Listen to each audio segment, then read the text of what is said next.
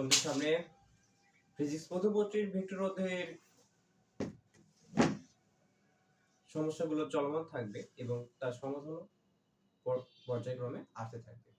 চলো আমরা পরবর্তী সমস্যাটি সমাধান করি। আমরা অঙ্কটা একবার করে নিই। যদি এ একটি ভেক্টর যদি 3t i cap minus T square j cap এবং বি ভেক্টর সমান 2t cube i cap plus 3j cap হয়, তাহলে প্রমাণ করো যে ddt of a dot b সমান a dot ddt of b plus ddt of a into b, আবার ddt of a plus b সমান a dot, এখানে এটা ভুল হয়েছে, ক্রস হবে, ক্রস। হ্যাঁ, এবার ঠিক আছে। তাহলে ddt of a cross b সমান a cross ddt of b plus b cos ddt of a। আমরা তোমরা যারা অন্তরীকরণ অর্থাৎ উচ্চতর গণিত প্রথম অধ্যায়ে ডিফারেন্সিয়েশন করে এসেছো, তাদের একটি সূত্র অবশ্যই মনে রয়েছে, যেটা হলো ddt of x plus xy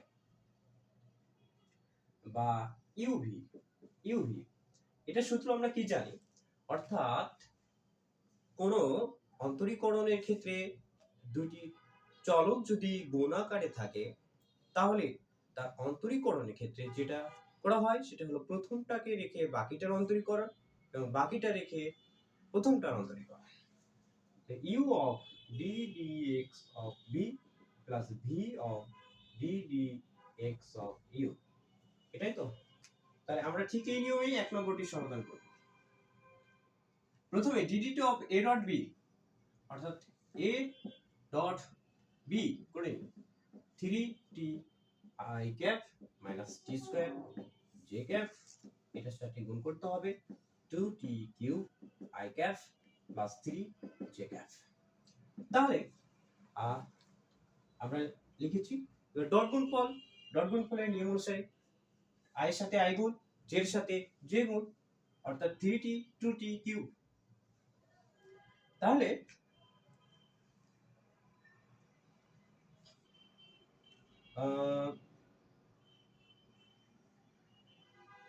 3t 2t 6t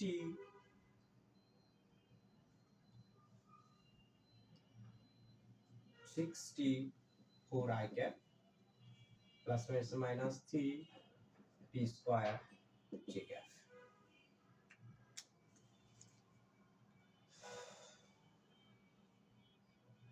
তাহলে ddt যদি আমরা করি, তাহলে ddt of a dot b করি, তাহলে কি আসে,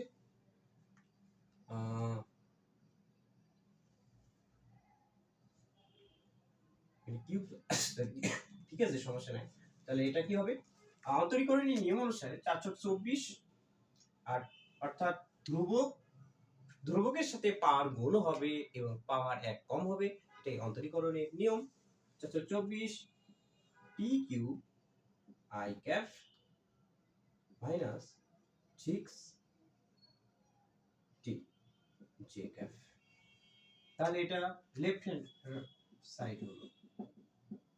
এবার আমরা রাইট হ্যান্ড সাইড করি। রাইট হ্যান্ড সাইডে কি আছে, রাইট হ্যান্ড সাইডে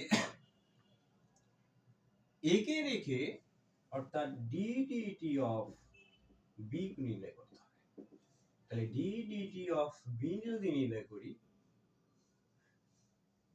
2t cube i cap plus 3j cap.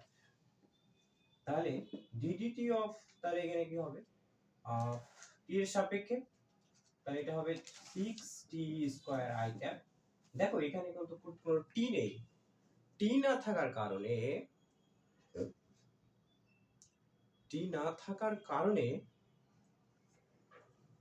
কিন্তু সেটা 0 হয়ে যাবে।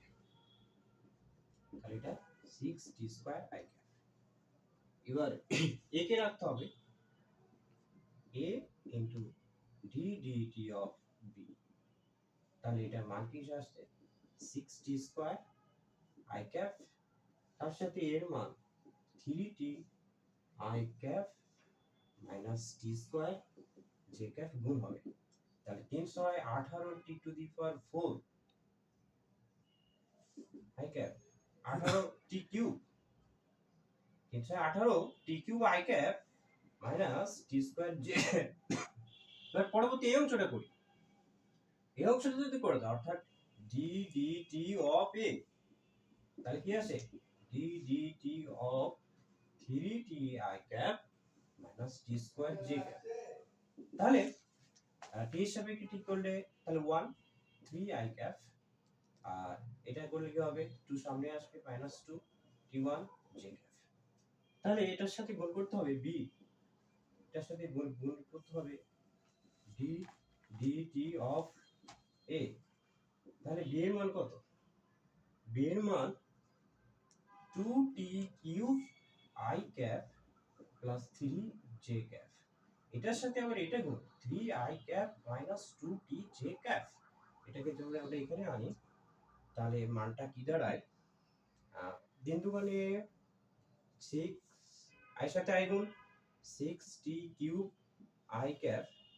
Plus minus 6t j cap, তাহলে দেখো এটাকে আমরা 1 নাম্বার দিলাম আর এটাকে দিলাম 2 নাম্বার, তাহলে 1 যোগ 2 অর্থাৎ তার মানে কি দাঁড়ায় a into D DT of B plus D DT of A B সমান 18 T cube I cap minus T square J cap, তারপরে হলো যোগ plus 6 T cube I cap minus 6 T J cap,